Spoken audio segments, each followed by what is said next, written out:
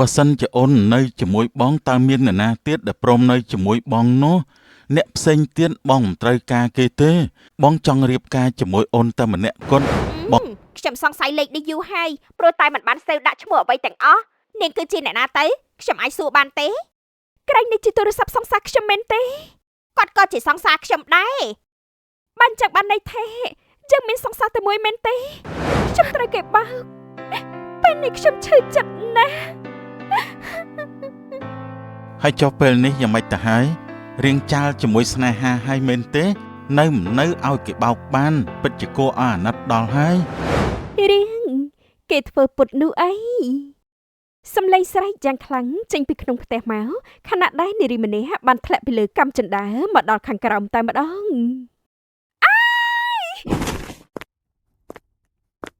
មីអូណាយ៉ាងម៉េចទៅហើយកូនស្រីចាំម៉ែយកកូនទៅពេទ្យណាអ្នកជាម្ដាយបាននាំកូនស្រីទៅកាន់មន្ទីរពេទ្យភ្លាមលុះពេលយប់ឡើងនាងក៏បានត្រឡប់មកផ្ទះវិញព្រមទាំងអង្គុយនៅលើរទេះរុញតែមួយរយៈទេជើងកូនឯងដើរបានវិញហើយមិនយូរទេណាកូនយ៉ាងហោចណាស់2អាទិត្យអីទេហើយធ្លាក់ពីលើកាំជណ្ដើរដោយសារតែដើរមិនមើលផ្លូវមើលតែទូរស័ព្ទម៉ែកុំទៅបន្តលើទូរស័ព្ទអីខ្ញុំបញ្ញាប់ពេកទៅចុះមកលឿនតែបើជាកើតរឿងអញ្ចឹងទេខ្ញុំក៏មិនចង់ដែរម៉ែដឹងថាកូនមិនចង់ឲ្យមានរឿងអញ្ចឹងកើតឡើងដូចគ្នាតែថ្ងៃក្រោយត្រូវតែប្រយ័ត្នផងទោះបីជាស្ថិតក្នុងសភាពបែបណាក៏ដោយពេលឈឺទៅអ្នកដែលពិបាកវេទនានោះគឺជាខ្លួនឯងមិនមានអ្នកផ្សេងណាមកវេទនាជាមួយកូនទេចេះខ្ញុំយល់ហើយខ្ញុំនឹងប្រុងប្រយ័ត្នឲ្យមែនទេតម្រាំតែដឹងខ្លួនថាត្រូវប្រយ័ត្ននោះសភាពកូនធ្លាក់គឺបែបនេះហើយណែចូលទៅក្នុងផ្ទះម៉ែរៀបចំបាយទឹកឲ្យហូបណាចាំម៉ែម្ដាយនិងកូនស្រីបានចូលទៅក្នុងផ្ទះតែម្ដងបន្ទាប់ពីបាយទឹករួចដាជីចូលទៅក្នុងបន្ទប់ដេករំពេចនោះទូរស័ព្ទរបស់នាងក៏បានបន្លឺឡើងជាសង្សារខ្ញុំតែមកហើយមែនទេដល់ម៉ោងចេញពីធ្វើការហើយមែនបងទៅមិនចេញពីធ្វើការនេះទេអូនត្រូវការអីបងនឹងទិញយកទៅផ្ញើប្រាប់បងមកខ្ញុំមិនត្រូវការអីទេតែខ្ញុំពេលនេះដើរលេងរួចហើយមិនដឹងថាពេលណាឡើយតើអាចដើរបានដូចធម្មតាវិញនោះអូនឯងជិះម៉ូតូលឿនពេកហាមមិនដែលចេះស្ដាប់ទេជិះម៉ូតូម្ដងលឿននោះលឿនពេលនេះឃើញលទ្ធផលហើយនៅប្រាប់ទៅយ៉ាងណាមិនដែលចេះស្ដាប់បងទេឥឡូវឈឺខ្លួនឲ្យតល់ទៅបានបន្តិចទៀតបងទៅដល់ផ្ទះអូនហើយរករឿងឈឺខ្លួនគ្រប់ពេលបងមកស្ដីបន្ទោសនោះមិនបាច់មកនោះទេខ្ញុំមិនចង់លើពាក្យស្ដីបន្ទោសរបស់បងនោះទេណាបងមិនបានទៅស្ដីបន្ទោសទេតែបងបារម្ភទៅបងទៅរកកុំគិតម៉ៃខ្លួនឯងពេកមើលបងទៅដល់ឥឡូវហើយខ្ញុំនឹងចាំមើលផ្លូវបងតើពេលណានឹងមកដល់នោះ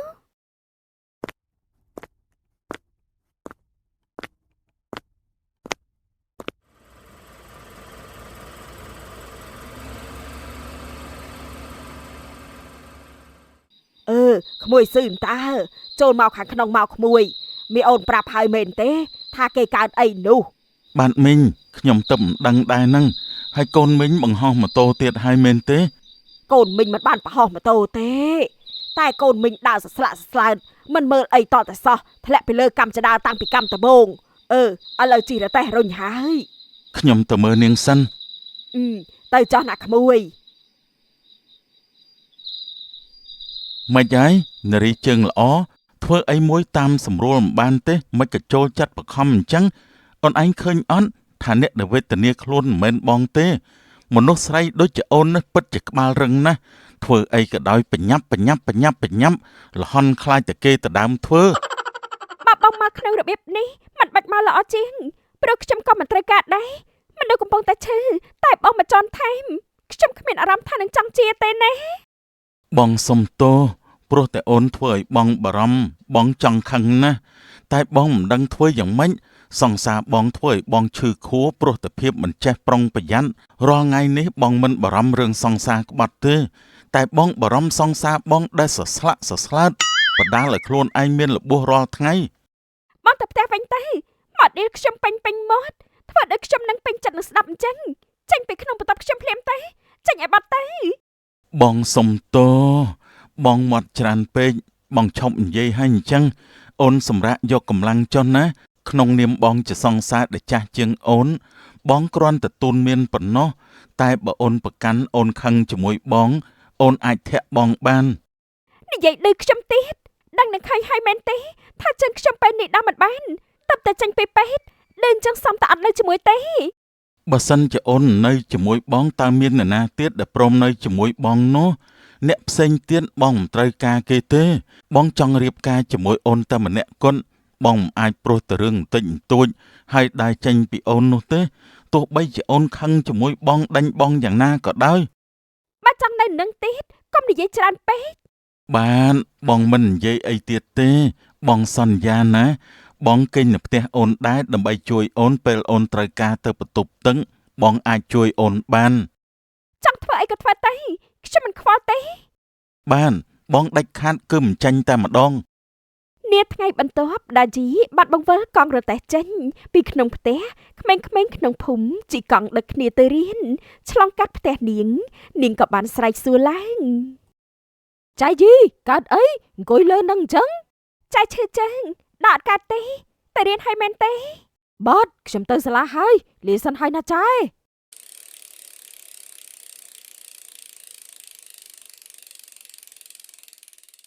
ក្មេងៗជីកង់ដង្ហែតាមផ្លូវរំពេចនោះនាងបំរុងនឹងចូលក្នុងផ្ទះវិញសំឡេងម៉ូតូធំលន់មកដល់ផ្ទះនាងក្មេងស្ទាវក្នុងភូមិឈប់ម៉ូតូងក់តែម្ដងដាយីយ៉ាងម៉េចទៅហើយអង្គុយលើអាតេះហ្នឹងនាងកើតអីមែនខ្ញុំដូចជាលេងមាននរណាប៉ុណ្ណឹងជាមួយខ្ញុំហើយខ្ញុំកើតអីជារឿងខ្ញុំឯងទៅណាក៏ទៅចុះកុំមកឈប់ម៉ូតូនៅត្រង់ហ្នឹងហើយសួរមកខ្ញុំអញ្ចឹងអីខ្ញុំសួរព្រោះតែយើងជាអ្នកភូមិជាមួយគ្នាមនុស្សខ្ញុំបារម្ភខ្ញុំត្រូវតែសួរខ្ញុំមិនកំណាញ់នឹងពាក្យសួរសុកទុកអ្នកដទៃនោះទេបើនាងត្រូវការចង់ទៅណាប្រាប់ខ្ញុំបានណាខ្ញុំជូននាងទៅមនុស្សដែលល្អដូចជាខ្ញុំនឹងធ្វើតែរឿងល្អនោះទេខ្ញុំមិនចង់ស្ដាប់សម្ដីរបស់ឯងទេស្ទាវដូចជាឯងនេះខ្ញុំមិនຕົកចិត្តឡើយខ្ញុំស្ទាវមែនតែស្ទាវខ្ញុំមិនធ្វើរឿងឲ្យពុកម៉ែខ្ញុំពិបាកចិត្តនោះទេស្ទាវតែឈ្មោះតែបេះដូងខ្ញុំស្មោះណាស់ស្ទាវដូចខ្ញុំនេះធ្វើតែរឿងសង្គមទទួលស្គាល់ហៅថាទង្វើល្អក្នុងសង្គមខ្ញុំឈប់ចង់ស្ដាប់ហើយតែអញជិះម៉ូតូដំឡងក្នុងភូមិរាល់ថ្ងៃខ្ញុំជិះម៉ូតូតម្លង់ក្នុងភូមិព្រោះខ្ញុំឃើញភូមិយើងវាស្ងាត់បានជាខ្ញុំបង្កើតបរិយាកាសមិនឲ្យវាស្ងាត់មើលខ្ញុំក្នុងផ្លូវល្អខ្លះផងតើ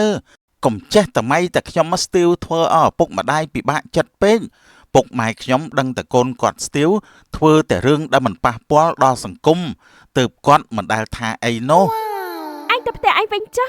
ខ្ញុំមិនចង់និយាយជាមួយអញទៀតទេតែខ្ញុំចង់នៅទីនេះចង់ជជែកជាមួយនាងស្របពេលជាមួយគ្នានោះខូស៊ឺចេញពីក្នុងផ្ទះមកកំពុងតែជជែកពីរឿងអីហ្នឹងហើយម្នាក់នេះជានរណាគេអូន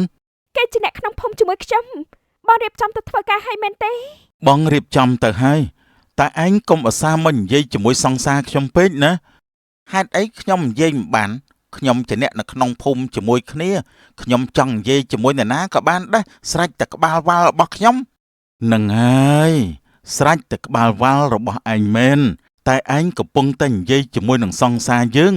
បើសង្សារគេប្រាប់ថាមិនចូលចិត្តហើយមិនក៏នៅតែខំទៀតបើថ្ងៃណាមួយសង្សារគេរករឿងកុំបន្ទោសគេឲ្យសោះណាច័ន្ទច្រើនមែនសង្សាររបស់នាងគឺពិបាកនិយាយគ្នាណាខ្ញុំទៅហើយ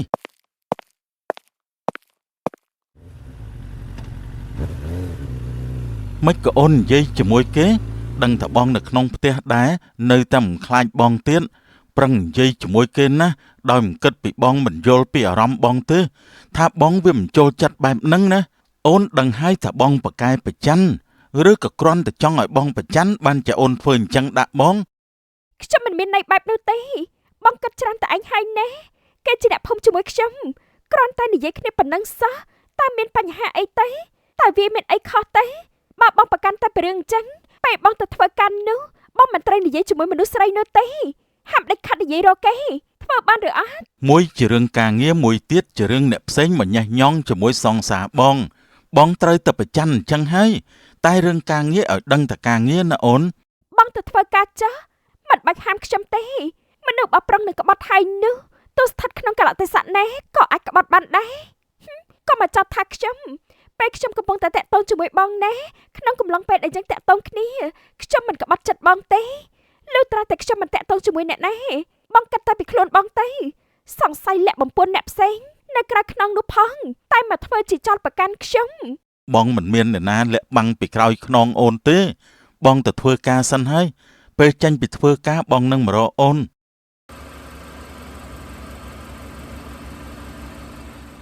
ខ្ញុំនឹងចាំមើលបើខ្ញុំចាប់បានថាបងលាក់អ្នកណាផ្សេងក្រៅខ្នងខ្ញុំនោះ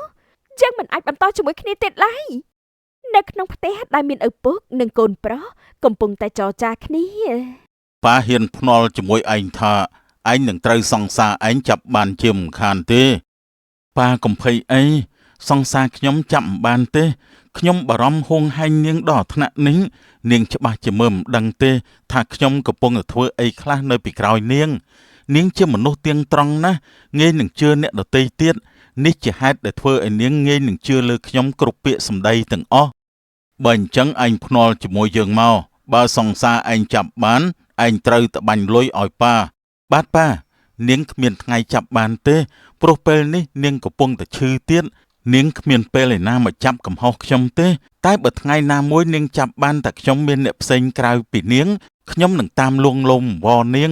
ព្រោះនាងជាមនុស្សដែលងាយស្រួលលងណាស់ចិត្តទន់នាងមិនងាយឲ្យខ្ញុំដើរចេញពីនាងទេគំនិតឯងពិតជាមិនធម្មតាមែនសំណាងដែលម្ដាយឯងមិននៅបើម្ដាយឯងនៅរស់បានឮសម្ដីនេះចេញពីមាត់ឯងត្រូវថ្មោងហើយប៉ាគិតតែខ្ញុំ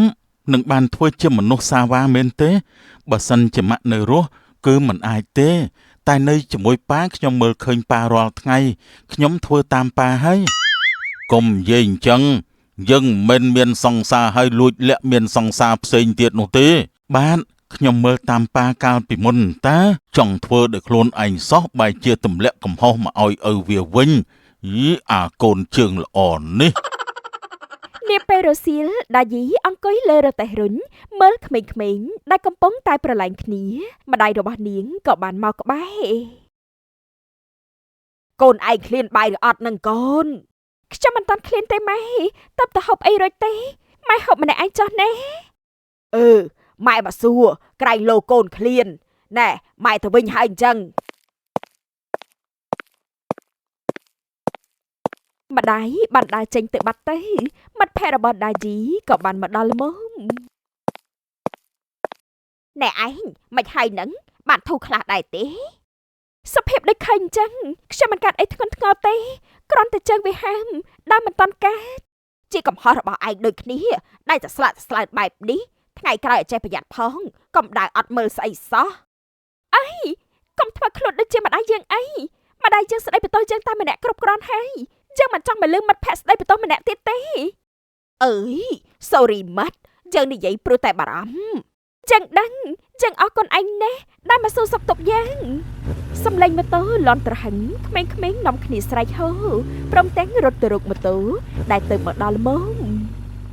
បងរុនលយណាស់ជិះម៉ូតូម្ដងគេផ្អើលមើលគ្រប់គ្នាបងលយមែនទែនធំឡើងខ្ញុំនឹងធ្វើឲ្យដូចបងដែរលយពិតតែម្ដងឲ្យបងអរគុណឲ្យក្មេងៗសម្រាប់ពាក្យសរសើរនេះគេថាក្មេងសរសើរគឺជាពាក្យពិតគ្រប់ម៉ាត់តែណាស់តែមនុស្សចាស់ខ្លះទេដែលមិនចេះសរសើរឲ្យថែមទាំងបង្អាប់ទៀតដារុនមកនេះវើយអញកំពុងតែរអ៊ូស្អីអ្នកណាដែលហ៊ានប្រអាប់ឯងទៅខ្ញុំនិយាយពីអ្នកខ្លះដែលតែងតែបង្អាប់ខ្ញុំមិនដែលចេះសរសើរម្ដងណាទេចុះអ្នកណាដែលធ្វើអញ្ចឹងដាក់ឯងតែអ្នកណាដែលធ្វើអញ្ចឹងចំពោះឯងនោះអ្នកដែលនៅម្ដុំនេះតែម្ដងឯងកំពុងតែនិយាយពីដាយីមែនទេប្រហែលជានាងមែនហើយមើលទៅខ្ញុំមិនដែលប្រអាប់ឯងទេ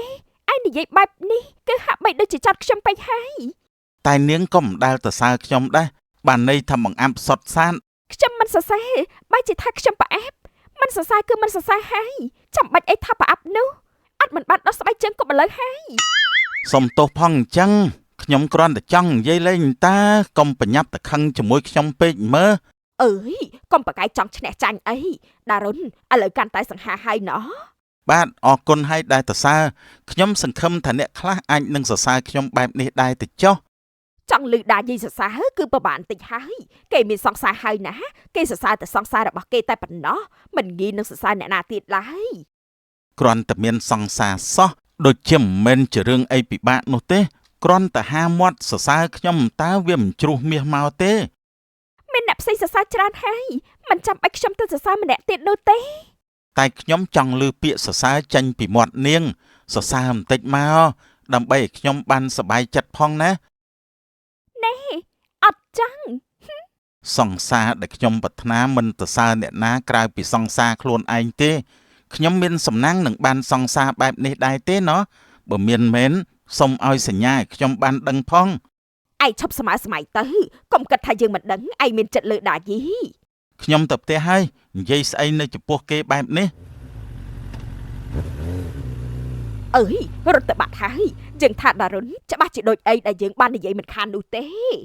មិនមែនជារឿងរបស់យើងផងយើងមិនខ្វល់ជាមួយទេអើយតាមតែចិត្តឯងទៅចោះនៅឯសួនច្បារខូស៊ឺស្រាប់តែបន្លឺឡើង អូនឯងកំពុងធ្វើអីហ្នឹង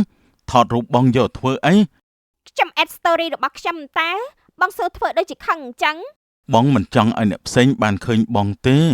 ជាពិសេសនៅក្នុង story របស់អូនចុះបើមាននរណាចិត្តអន្ទៀងត្រង់ជាមួយអូនគេឃើញហើយគេឆាតមកបងព្រោះតែឃើញរូបបងនៅក្នុង story នោះតើអូននឹងគិតបែបណាទៅ វាមិនដែរដល់ថ្នាក់នឹងពេកទេបងគ្រាន់តែអញ្ចឹងសោះ មិនបាច់ដាក់រូបបងនៅក្នុងនឹងទេយើងត្រឹមតែមានសេចក្តីសុខបែបស្ងាត់ស្ងៀមទៅបានហើយមិនបាច់ខ្វល់ខ្វាយត្រូវបង្ហាញអ្នកណានោះទេអូនត្រូវតែចងចាំនៅពាក្យសម្ដីរបស់បងផងថាសេចក្តីសុខយើងគឺសំខាន់ជាងការបង្ហាញអ្នកដទៃ ខ្ញុំជឿតាមបងក៏បានមិនចាំបាច់ត្រូវបង្ហាញដល់អ្នកណានោះទេ ធ្វើដូច្នេះទើបត្រឹមត្រូវមិនបង្ហាញគេមិនមែនបានន័យថាមិនមានដៃគូអនាគតនោះទេ ចានាពេលជប់ឡើងខូស៊ឺបានមករកដាជីដល់ផ្ទះតែម្ដង អូនថ្ងៃនេះយ៉ាងម៉េចដែរអូននៅតែឈឺជើងទៀតមែនទេអូនត្រូវការអីដែរបងទិញឲ្យអូនញ៉ាំណាចង់ញ៉ាំអីប្រាប់បងមក ខ្ញុំមានម៉ែធ្វើរបស់ឆ្ងាញ់ៗហើយមិនត្រូវការឲ្យបងទិញអ្វីសម្រាប់ខ្ញុំទៀតទេ រួចចុះអូនចង់បានអីរបស់ប្រើប្រាស់ប្រចាំថ្ងៃបងអាចផ្ដល់ឲ្យសង្សារបងបានតាមតម្រូវការ អរគុណហើយណាបងតែខ្ញុំមិនចង់បានអីទេបងសម្រាប់ចាស់ធ្វើការហត់ហើយមកទៅនោះមិនគួរណាមកមើលខ្ញុំទៀតនោះទេ បងចង់មកជួបសង្សារបងសោះមនុស្សស្រឡាញ់សង្សារត្រូវតែមកឲ្យឃើញមុខអញ្ចឹងហើយបើមិនអញ្ចឹងទេច្បាស់ជាដេកនឹកគ្មានពេលស្រាកស្រានទេ សម្ដីផ្អែមណាស់រាល់ថ្ងៃនេះ បងសម្ដីផ្អែមតែជាមួយសង្សារបងទេជាមួយអ្នកផ្សេងបងមិននិយាយបែបហ្នឹងឯណា ចាខ្ញុំទទួលស្ដាប់ក៏បាន អូនត្រូវតែទទួលស្ដាប់ហើយនឹងបានស្ដាប់រាល់ថ្ងៃព្រោះថាថ្ងៃអនាគតយើងនឹងជាប្តីប្រពន្ធនឹងគ្នាបងនឹងសរសើរអូនមិនថាយប់មិនថាថ្ងៃនោះទេគឺសរសើរគ្រប់ពេលដែលបងបាននៅក្បែរអូន ជប់នេះបងនៅកេងផ្ទះខ្ញុំទៀតមែនទេ បងមិនបានទៅទេយប់នេះបងត្រូវត្រឡប់ទៅផ្ទះវិញបើអូនមានការអីអូនអាចទេមកបងបានណាបងនឹងទៅរកអូន ចា បងទៅសិនហើយ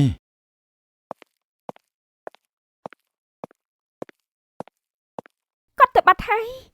តែមួយរយៈនេះខ្ញុំចេះតែមានអារម្មណ៍ចម្លែកជាមួយគាត់ណាគាត់ហាក់បីដូចជាផ្លែកយ៉ាងម៉េចទេដាជីបានព្យាយាមក្រោកដើរបន្ទាប់ពីអង្គុយនៅលើរទេះរុញអស់រយៈពេលជាច្រើនថ្ងៃនាពេលដែលនាងកំពុងតែដើរនោះម្ដាយរបស់នាងក៏បានបន្លឺឡើង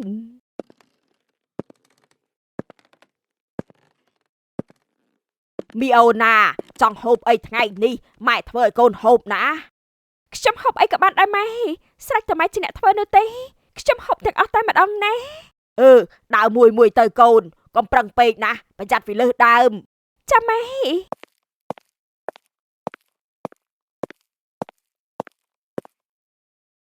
ជាច្រើនថ្ងៃបានកន្លងផុតទៅ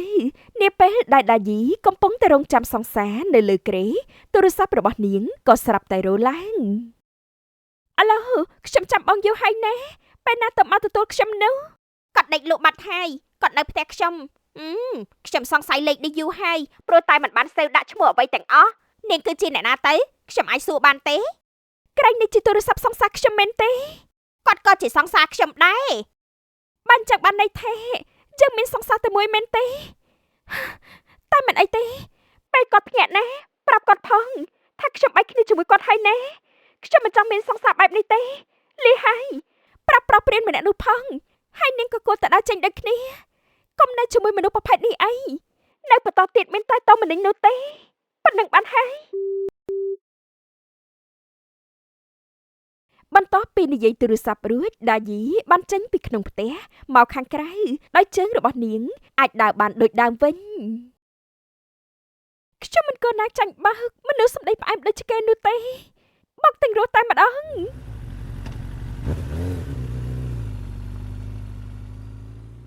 អាចដើរបានវិញហើយពិតជាល្អណាស់ចង់ទៅណាដែរទេចាំខ្ញុំជូនទៅឲ្យតែនិយាយថាចង់ខ្ញុំជូនទៅគ្រប់ទីកន្លែងខ្ញុំមិនទៅណាទាំងអស់ខ្ញុំចង់នៅទីនេះមានរឿងអីមិនមែននាងនិយាយធ្វើដូចជាខឹងខ្ញុំតាំងពីរាប់សិបឆ្នាំមុនមកអញ្ចឹងខ្ញុំត្រូវគេបើកពេលនេះខ្ញុំឈឺចិត្តណាស់ហើយចុះពេលនេះយ៉ាងម៉េចទៅហើយរៀងចាលជាមួយស្នេហាហើយមែនទេនៅមិននៅឲ្យគេបោកបានពិតជាគួរឲ្យអាណិតដល់ហើយវាគ្មានអីទេវាគ្មានអីដែលគួរឲ្យអាណិតទេខ្ញុំមិនបានទៅខូចចិត្តស្អីទេតែខ្ញុំវាតូចចិត្តណាស់មិនក៏ត្រូវជួបរឿងបែបនេះមនុស្សស្រីហេតុអីក៏ត្រូវជួបរឿងដដែលបែបនេះពិតជាអាណិតមនុស្សស្រីខ្លាំងណាស់ឃើញអត់ពេលខ្លះមនុស្សសម្ដីផ្អែមប្រកែលួងលោមយកចិត្តយើងគ្រប់ពេលវេលាមិនប្រកាសតែគេស្មោះជាមួយយើងតែម្នាក់នោះទេគេអាចមានអ្នកផ្សេងទៀតនៅពីក្រោយខ្នងយើងគេកុហកយើងថាមានតែយើងហើយកុហកអ្នកផ្សេងទៀតថាគ្មានអ្នកណាសោះឡើយពេលខ្លះគេកំពុងតែសម្ដែងទោះបីជាគេខ្លាញ់ធ្វើជាស្រឡាញ់យើងខ្លាំងណាស់ក៏ដោយដើម្បីឲ្យយើងបាននៅជាមួយគេខ្លាយជាចំណែកមួយនៃអនុស្សាវរីយ៍របស់គេនាថ្ងៃខាងមុខ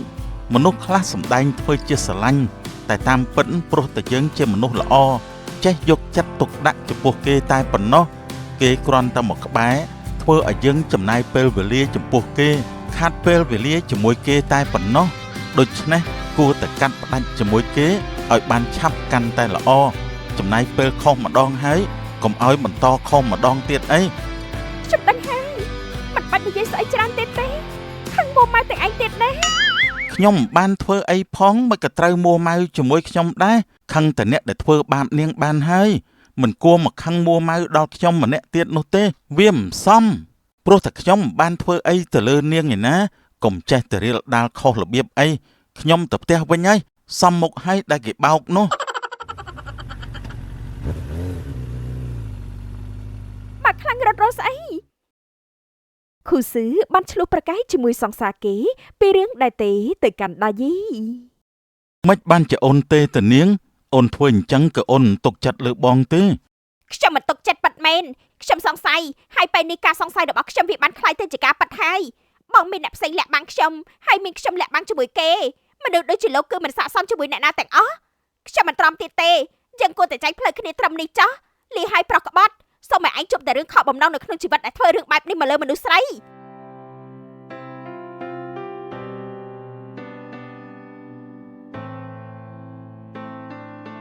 រលេងអស់ហើយខ្ញុំខូស៊ឺបានប្រញាប់មករកដាយីដល់ផ្ទះដោយលុតជង្គង់អង្វរនាងបងសុំទោសចំពោះរឿងទាំងអស់ដែលវាបានកើតឡើងបងនឹងកែខ្លួនឡើងវិញបងនឹងធ្វើជាមនុស្សស្មោះបងកែប្រែដើម្បីអូនលើកលែងឲ្យបងម្ដងទៅណារឿងអ្វីផ្សេងខ្ញុំប្រហែលជាអាចលើកលែងបានតែរឿងមានអ្នកនេះផងអ្នកនោះផងនោះខ្ញុំមិនអាចលើកលែងឲ្យបានទេអញ្ចឹងហើយក៏មករកខ្ញុំទៀតខ្ញុំមិនចង់មានមនុស្សធន់នេះក្នុងជីវិតរបស់ខ្ញុំទៀតឡើយចេញឲ្យឆ្ងាយពីជីវិតរបស់ខ្ញុំទេគ្មានលោកមួយក៏មានអ្នកផ្សេងទៀតដែលគេស្មោះត្រង់ជាមួយខ្ញុំដែរខ្ញុំមិនទៅដល់ជាមួយមនុស្សផាត់ក្បត់ដូចជាលោកទេលីហើយលីអស់មួយជីវិត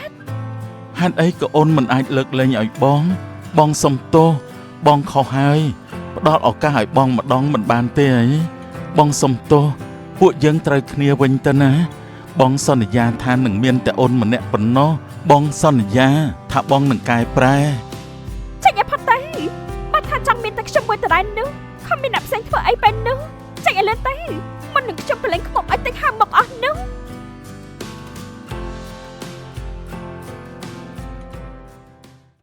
3ខែក្រោយមកដាយីនិងនារីចូលហាងទិញកាហ្វេតែឃើញខូស៊ឺនិងសង្សារគេនៅទីនេះដូចគ្នាសង្សារចាស់ឯងតើកំពុងតែផ្ដោះផ្ដងជាមួយអ្នកថ្មីយ៉ាងរំភើយសំណាងឯងហើយដែលបែកពីគេពិតមិនផ្ដល់ឱកាសដល់គេយើងសរសើរឯងណាចុះកាហ្វេឲ្យចាក់ចេញទៅកុំនៅនិយាយពីគេទៀតយើងរួចរាល់ហើយតោះទៅយើង អ្នកទាំងពីរចាក់ចេញពីក្នុងហាងកាហ្វេខណៈនោះដារុនបានជិះម៉ូតូសម្ដៅមកហាងនេះដោយមានទាំងពេញប៉ោងនិងផ្កាជាប់មកជាមួយម៉ូតូគេក៏បានឈប់ងក់នៅក្បែរដាជី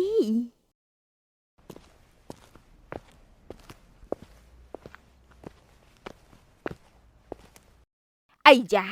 ចង់ធ្វើស្អីហ្នឹង ដាជីព្រមទទួលខ្ញុំធ្វើជាសង្សារទេខ្ញុំមិនសុំជំនួសកន្លែងទេតែខ្ញុំធ្វើជាអ្នកថ្មីដែលនឹងដឹងពីរបៀបមើលថែមនុស្សស្រីដែលខ្ញុំស្រឡាញ់ហើយខ្ញុំដឹងថាត្រូវមើលថែនាងឲ្យល្អស្មោះត្រង់ជាមួយនាងមួយនឹងមួយមិនលាក់លៀមនរណាទៀតទេ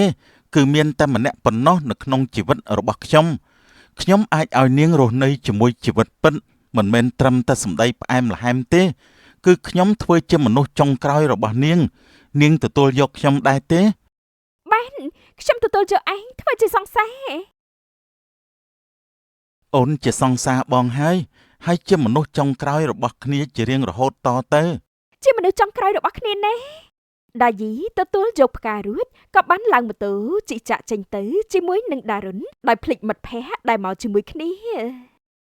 ហើយមើលវាភ្លេចឯងដែលឈរនៅត្រង់នេះតកើតទៅចោលគ្នាបាត់ខូស៊ឺដែលបានឃើញរូបភាពទាំងអស់នោះបានត្រឹមតែលាក់លៀមចិត្តដោយស្ដាយក្រោយដែលបណ្ដាលឲ្យបាត់បង់មនុស្សល្អចាក់ចេញពីជីវិតរបស់គេម្ដងម្នាក់គ្មានឱកាសនឹងអាចជោគវិញបាននេះគឺជាលទ្ធផលដែលទទួលបានពីភាពមិនស្មោះត្រង់